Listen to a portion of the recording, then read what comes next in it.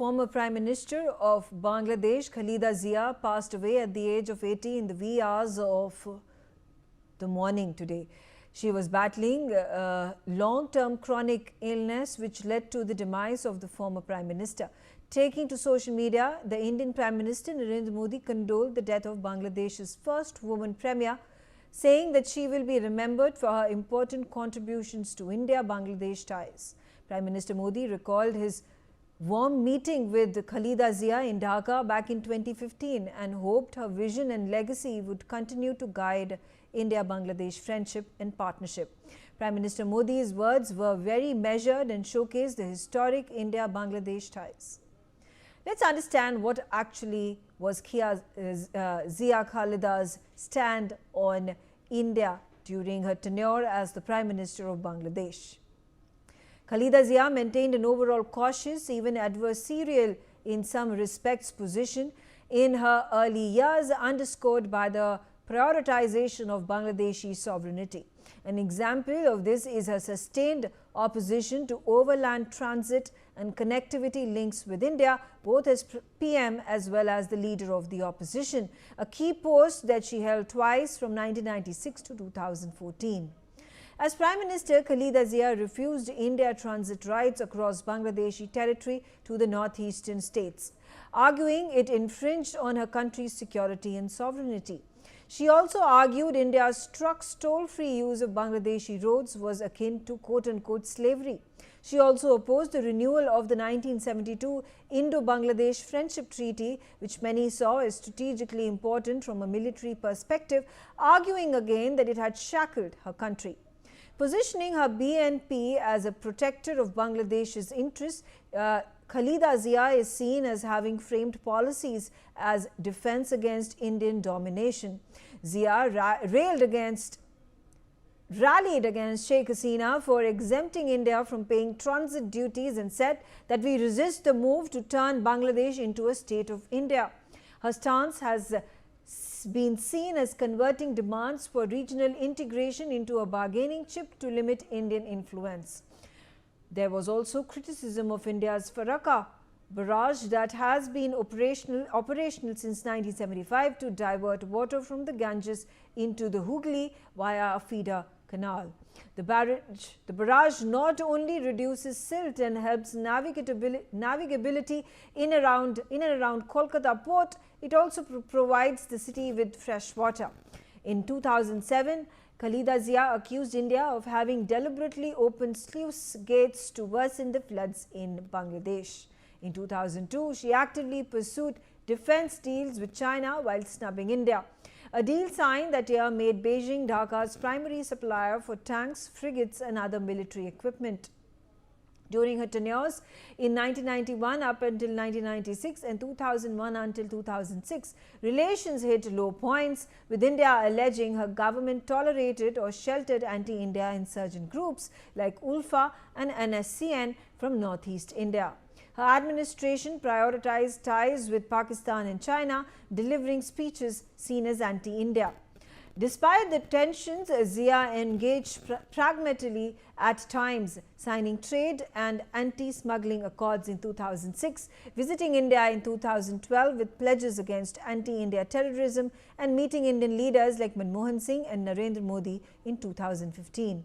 In later years, especially after Hasina's 2024 ouster, the BNP signalled a shift towards equal and respectful relations with India, moving away from past hostility. Let's open up this discussion. Ambassador Mahesh Sachdev is on the telecast with me. Ambassador Sachdev, with regards to the sudden demise of Khaleda Zia in the wee hours of the day today, the BNP being touted as the party that is going to win the elections and Khaleda Zia's son to be the likely Prime Minister of the country come February 2026. How do you see this is going to have impact on the Bangladeshi elections next year? Having me, it's an important juncture in Bangladeshi politics, where for the first time in 3 decades, it's not an election battle between the two Begums. both Begums are out of circulation now with the sad demise of Begum Khaleda Zia and exile of Sheikh Hasina. Uh, that makes the outcome rather unpredictable. But most observers believe that BNP, which is probably the only standing party which Bangladeshi voters are familiar with, would stand to gain from the sympathy wave that death of Mrs. Zia would prompt among the popular sentiments. I think another thing that is new is Jamaat and NCP, the Students' Party, having formed a coalition. Earlier, BNP at one time had a coalition in which Jamaat was also a partner. So Jamaat has apparently decided to distance itself from BNP.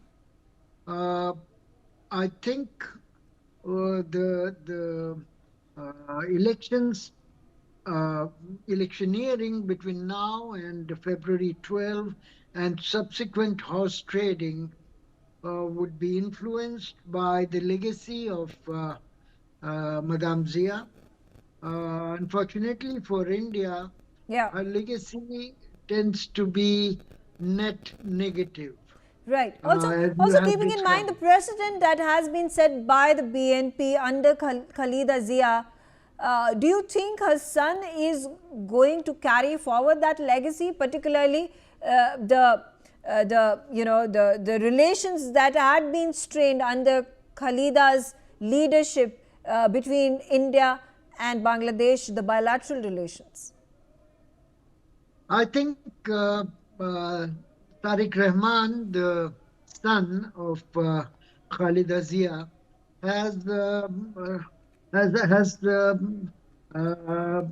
acted in a more mature way and more realistic way. He could have easily succumbed to competitive anti-Indianism or competitive religious bigotry that other parties seem to have succumbed to. But he has maintained since his arrival a bit of dignity with regard to his mother's position, as well as taking a new path. In his first speech, for example, he said Bangladesh belongs to everyone, including Muslims, Hindus, Buddhists, and Christians. He has also praised implicitly Sheikh Hasina by mentioning that after 17 years of exile, he was amazed to find so much development, so much better infrastructure. This would have been an anathema during Khaleda Zia's time, where she had no love lost for Sheikh Hasina. So that is new. And I think he is at the moment behaving in a classical reconciler, trying to carry everyone, including Awami League partisans, by praising the infrastructure development, etc., calling for secularism, and so on. He's been almost quiet about India, but then the dominant sentiment at the moment is, as I mentioned, is competitive anti-Indiaism. Yes. So having mentioned India in a positive hue would have made him cynoser. So he is trying to adopt a middle path. Ambassador Mahesh Sachdev, thank you very much for joining me, sharing your insights in this development.